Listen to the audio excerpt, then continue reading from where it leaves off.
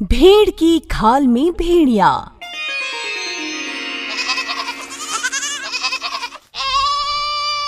बहुत समय पहले की बात है। रामू नाम का एक चरवाहा था जिसके पास कई भेड़ें थी। वह रोज उन्हें चराने ले जाता और शाम को बाड़े में लाकर डाल देता।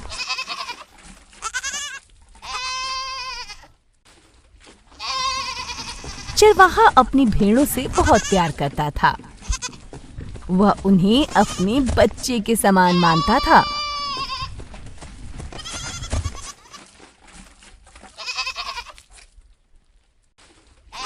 अब चलता हूँ बच्चों, कल सुबह फिर आऊंगा, ठीक है? अगली सुबह चरवाहा फिर भेड़ों को चराने के लिए अपने बाड़े में पहुंचा। गुड मॉर्निंग बच्चों। गुड मॉर्निंग रामू काका। अब चलो सैर करने बच्चों। ठीक है काका। अरे अरे, सब ठीक से चलो, लाइन में। 1 2 3 4 5। आहा, ठीक है। चरवाहा सबको लेकर एक बड़े से घास के मैदान में गया। देखो भेड़ों, तुम सब जाओ, खेलो कूदो, लेकिन ध्यान रहे कोई भी अनहोनी नजर आए तो मुझे तुरंत बताना, समझे? फिलहाल मैं यहीं आराम करता हूँ। अब जाओ तुम सब। ठीक है काका।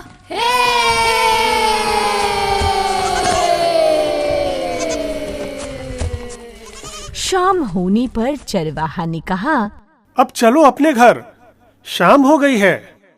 ठीक है काका।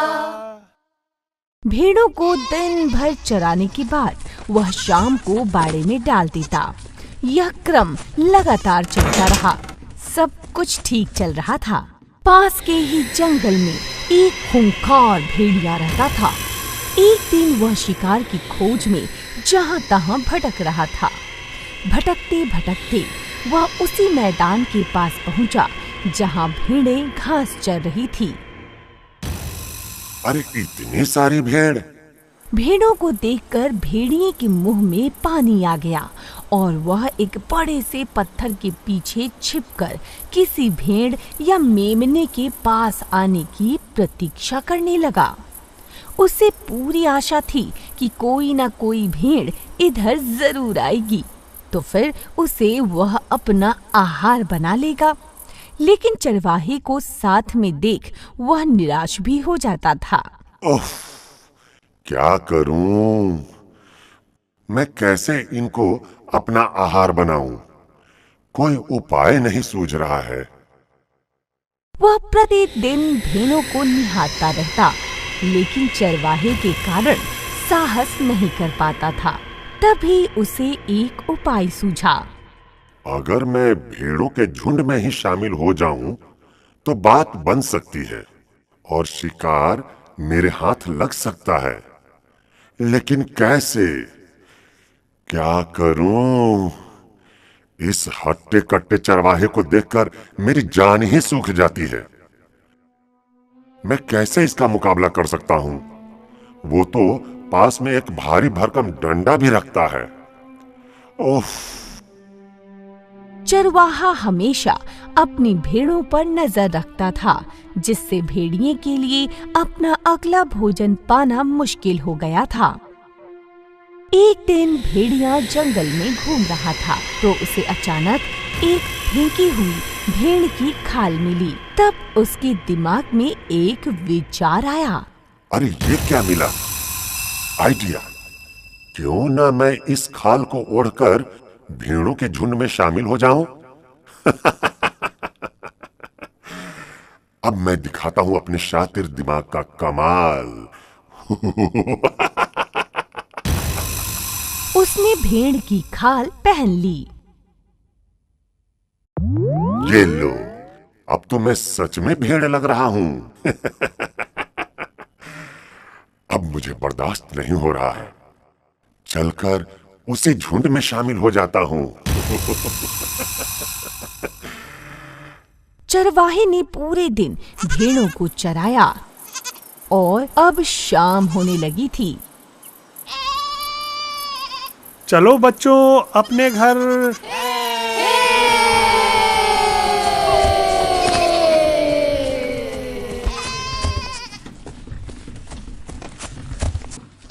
जब सारे भेड़ अपने बाड़े में जाने लगे तो उसी समय भेड़िया भी भेड़ों के झुंड में शामिल होकर खुद को उनमें से एक होने का नाटक करने लगा।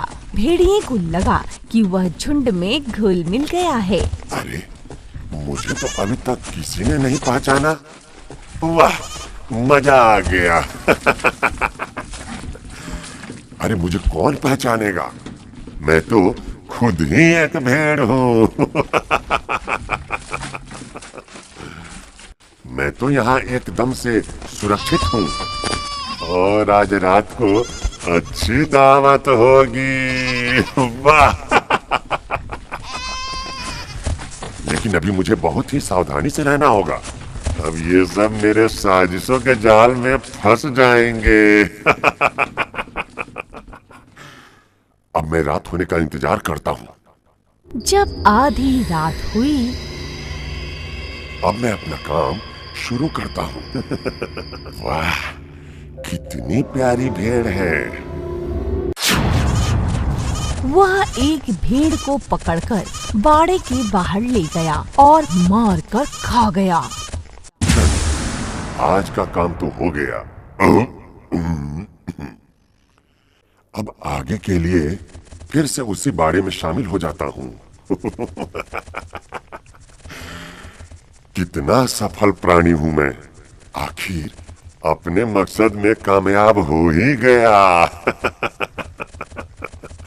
भेड़िया पहली बार अपने मकसद में सफल हुआ था। उसने और अधिक भेड़ों को खाने की अपनी स्वार्थ इच्छा से अभिभूत होकर फिर चुपके से उसी बाड़े के भेड़ों में शामिल हो गया था। अगले दिन दोपहर के समय जब भेड़िया भेड़ों के साथ घुल मिल रहा था तो एक छोटा मेमना उसके पीछे पीछे चलने लगा। उसे भेड़िया की असली पहचान का बिल्कुल भी पता नहीं था। Hello uncle. अरे बच्चे, बहुत प्यारे हो तुम। चलो किनारे की तरफ, हम दोनों ढेर सारी बातें करेंगे। अब चलो बच्चे। ठीक है अंकल। भेड़िए ने मौका देखा और जल्दी से मेमने का वध करने के लिए मैदान से किनारे की तरफ ले जाने लगा। तभी मेमने की माँ ने उस अनजान के द्वारा बहलाकर ले जाते हुए देख लिया। वह उससे चिल्लाते हुए पूछी, अरे तुम कौन हो और इस बच्चे को कहाँ लेकर जा रहे हो? अच्छा, पहले ये बता कि तू कौन है? अरे ये मेरा बच्चा है। अरे पहले तुम धीरे बोलना सीखो। तुम्हें बोलने की जरा भी तमीज नहीं है कि बड़ों से कैसे बात करते हैं। खैर छोड़ो, तुम ये बताओ कि मैं क्या तुम सबसे गैर लगता हूँ? अरे मैं भी तो तुम्हारे जैसा ही हूँ ना, तुम्हारा नया दोस्त। और मेरा नाम भोलू भेड़ है। भोलू भेड़? अरे तुम्हें तो पहले कभी नहीं देखा था। तुम किस तरह के भेड़ हो और यहाँ कहाँ से आए? धीरे बोलो। अरे देखोगे कैसे? मैं तो नया नया ही तुम्हारे झुंड में शामिल हुआ हूँ। अरे नहीं, तुम्हारा शरीर तो भेड़ की तरह लग रहा है, लेकिन आवाज भेड़िए से मिलती है। जरूर तुम कोई और हो। कहीं तुम भेड़िया ही तो नहीं हो ना? अरे तुम्हें गलतफहमी हो गई है भेड़ बहन। अरे नहीं नहीं, मैं सबको अच्छी तरह पहचानती हूँ। तुम जरूर कोई अलग हो। तुम कैसे बात कह रही हो? अपना दिमाग शांत रखो। तुम्हें गलतफहमी हो गई है भेड़ बहन। गलतफहमी? अरे नहीं, मुझे लगता है तुम भेड़िया ही हो। क्या? देखो, तुम्हारे किसी दोस्त ने मुझे नहीं पहचाना। खैर, तुम्हें शक हो गया है तो मैं बता ही देता हूँ। हाँ, मैं भेड़िया हूँ। मैं ही इस इलाके का खूंखार राका भेड़िया हूँ। क्या? राका भेड़िया? हाँ हाँ, मैं ही राका भेड़िया हूँ। लेकिन खबरदार, अपना मुंह बंद रखना, वरना तुम्हारे साथ साथ तुम्हारे इस मासूम बच्चे को भी मार डालूंगा। नहीं, मैं शोर मचाऊंगी। शोर मचाओगी? तेरी ये हिम्मत, अभी बताता हूँ, और तेरे मासूम से बच्चे को तेरे ही सामने मार डालता हूँ। अरे नहीं नहीं नहीं, ऐसा मत करना, मुझे माफ कर दो, मेरे बच्चे को छोड़ दो। तुम जैसा कहोगे वैसा ही करूँगी, लेकिन मेरे बच्चे को कुछ ना करना। ठीक है, नहीं मारता हूँ तुम्हारे बच्चे को, लेकिन तुम्हें पता होना चाहिए था कि कल की रात मैं सबसे पहले तुम्हें ही मारने वाला था, लेकिन तुम्हारे मासूम से बच्चे को देखकर मुझे दया आ गई और मैंने तुम्हें छोड़ किसी दूसरे से काम चला लिया। लेकिन ध्यान रहे, ये बात तुम्हारे किसी अन्य दोस्तों को पता नहीं चलना चाहिए, और अगर ज्यादा चालाकी करने की कोशिश की तो तुम्हारा और तुम्हारे मासूम और प्यारे बच्चे को मैं मार डालूंगा, और तुम्हारा रामू काका भी कुछ नहीं कर पाएगा, समझे? ध्यान रहे, जरा भी चालाकी की तो तेरा काम खत्म समझना बच्चों। अरे नहीं नहीं नहीं नहीं महाराज, ठीक है, मैं कुछ नहीं बोलूंगी महाराज, और शोर भी नहीं मचाऊंगी। आ गई न रास्ते पे। ठीक है, अभी तुम दोनों जाओ और खूब मस्ती करो। दोनों भेड़ों के जाने के बाद भेड़िया सोचता है, अच्छा, इस भेड़ ने तो मुझे पहचान लिया। लगता है मैं पूरी तरह से भेड़ की तरह नहीं दिख रहा हूं, लेकिन कोई बात नहीं, अब से मैं अपने सर को हमेशा नीचे झुकाकर और विनम्र बना रहूंगा, जिससे अन्य भेड़ों को कोई शक न हो। हाँ ठीक है, कहीं अपने चेहरे से पहचान ना लिया जाऊं, इसलिए सर झुकाकर ही रहना सही रहेगा। अरे इतने सर झुकाने से ही अगर मुझे फायदा हो जाता है तो क्या हुआ, थोड़ा झुक ही जाता हूं। अब मुझे कौन पहचानेगा, मैं तो यहाँ एकदम से सुरक्षित हूँ, और आज रात को फिर एक नया शिकार करूंगा। भेड़िए को लगा कि वह झुंड में घुल मिल गया है। भेड़िया अपनी जीत पर बहुत खुश था, और आधी रात होने पर भेड़िया ने एक बार फिर एक नया शिकार किया।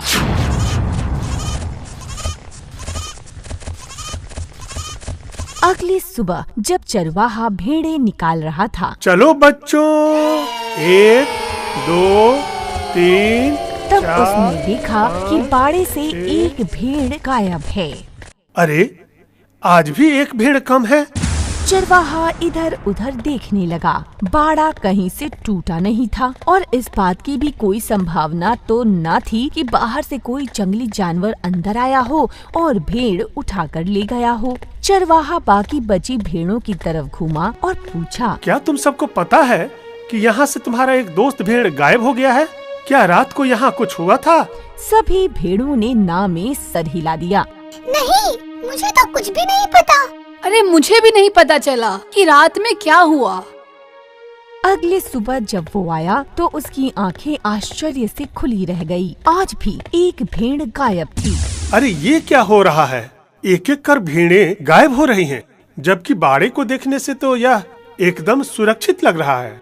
इस बार भी चरवाहे को कुछ समझ नहीं आया कि भेड़ कहाँ गायब हो गई। बाकी बची भेड़ों से पूछने पर भी कुछ पता नहीं चला। अब ऐसा लगातार होने लगा और रोज रात में एक भेड़ गायब हो जाती थी। अब चरवाहा भी बिल्कुल निराश हो चुका था। मन ही मन वो इसे अपना दुर्भाग्य मान सब कुछ भगवान पर छोड़ चुका था। अब मैं क्या कर सकता हूँ? भेड़ों को चुराने की कोई निशानी भी नहीं है, और मेरी भेड़ें इस संबंध में कुछ बता भी नहीं पा रही हैं कि ये सब कैसे हो रहा है।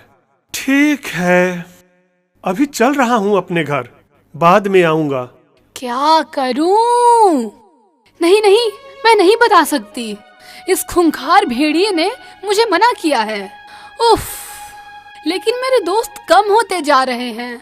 मुझे साहस करना ही होगा, और अब मुझे रामू काका को सच सच बताना ही होगा। जब चरवाहा घर जाने के लिए मुड़ा तभी पीछे से आवाज आई। रुको रुको रामू काका रुको, हम सबको छोड़कर मत जाओ, मुझे कुछ बताना है। क्या बात है भेड़ बच्चे, बोलो क्या बताना है। अच्छा, तुझे बताना है? तेरी ये हिम्मत? अभी बताता हूँ मैं, जरा चरवाहे को जाने तो दे। रामू काका आप रुक जाइए, या हम सबको भी अपने साथ लेकर चलो। अब बोलो क्या बात है, इतना घबराई हुई क्यों हो? भेड़िया से बचा लो काका, वरना ये भेड़िया आज रात फिर से एक भेड़ को मार डालेगा। चरवाहा फौरन पलटा और अपनी लाठी संभालते हुए बोला, भेड़िया?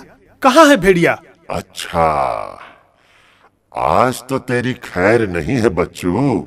इस भेड़िए से हमें बचाओ, ये भेड़ के खाल में भेड़िया है रामू काका। क्या ये भेड़िया है? फिर भेड़ इशारा करते हुए बोली, ये जो आपके सामने खड़ा है दरअसल भेड़ नहीं, भेड़ की खाल में भेड़िया है। पहले तो भेड़िए ने अपना राज खुलता देख वहाँ से भागना चाहा, लेकिन तभी उसका विचार बदला। अरे, इसने तो मेरा सारा प्लान चौपट कर दिया। अच्छा, अभी खत्म करता हूँ तुझे। भेड़ की बात सुनकर चरवाहा चौकन्ना हो गया था। तभी भेड़िया भेड़ की खाल छोड़कर शिकायत करने वाली भेड़ पर आक्रमण कर देता है। चरवाहा ने लाठी से ताबड़तोड़ वार कर भेड़िए को वहीं ढेर कर दिया। अब तक चरवाहा पूरी कहानी समझ चुका था और वह क्रोध से लाल हो उठा।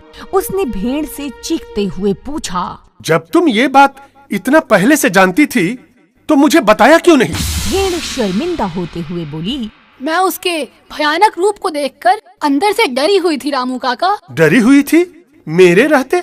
पहले पूरी बात बताओ। जब पहली बार एक भेड़ गायब हुई थी तो मैं डर के मारे उस रात सोई नहीं थी। तब मैंने देखा कि आधी रात के बाद इसने बगल वाली भेड़ को बाहर ले गया और उसे मार कर खा गया। और इसने मुझे और मेरे बच्चे को मारने की धमकी दी थी, इसलिए मेरी सच बोलने की हिम्मत ही नहीं हुई। मैंने सोचा कि शायद एक दो भेड़ खाने के बाद ये अपने आप ही यहाँ से चला जाएगा, पर बात इतनी बढ़ जाएगी मैंने सोचा ही नहीं था। अब मेरे पास एक ही चारा था, हिम्मत करके सच बोलना, इसलिए आज मैंने आपसे सब कुछ बता दिया। तब चरवाहा बोला, तुमने ये कैसे सोच लिया कि एक दो भेड़ों को मारने के बाद ये भेड़िया यहाँ से चला जाएगा?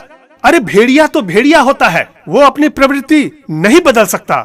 तुम भेड़िया का मुकाबला नहीं कर सकते थे तो कम से कम मुझे तो बताया होता। तुमने कितनी मूर्खता का परिचय दिया। जरा सोचो, तुम्हारी चुप्पी ने कितने निर्दोष भेड़ों की जान ले ली। अगर तुमने पहले ही सच बोलने की हिम्मत दिखाई होती तो आज सब कुछ अच्छा होता। तुमने बहुत ही कायरता दिखलाई है। उफ, अब तो जो होना था हो गया। अब चलो सब चारागाह की तरफ। दोस्तों, जिंदगी में ऐसे कई मौके आते हैं जहां हमारी थोड़ी सी हिम्मत एक बड़ा फर्क डाल सकती है, पर उस भेड़ की तरह हम में से ज्यादातर लोग तब तक चुप्पी मारकर बैठे रहते हैं जब तक मुसीबत अपने सर पे नहीं आ जाती। इसीलिए हमें सही समय पर सच बोलने की हिम्मत दिखानी चाहिए और अपने देश को भ्रष्टाचार, आतंकवाद और बलात्कार जैसे भेड़ियों से मुक्त कराने में सहयोग करना चाहिए। हमारे समाज में कुछ ऐसे लोग भी हैं जो भेड़ की खाल में भेड़िया प्रवृत्ति के हैं। हमें उनसे सावधान रहना चाहिए और किसी के दिखावे पर भरोसा न कर उसके असली इरादों के प्रति सचेत रहें। वैसे यह भी सच है कि धूर्तता हमेशा पकड़ी जाती है।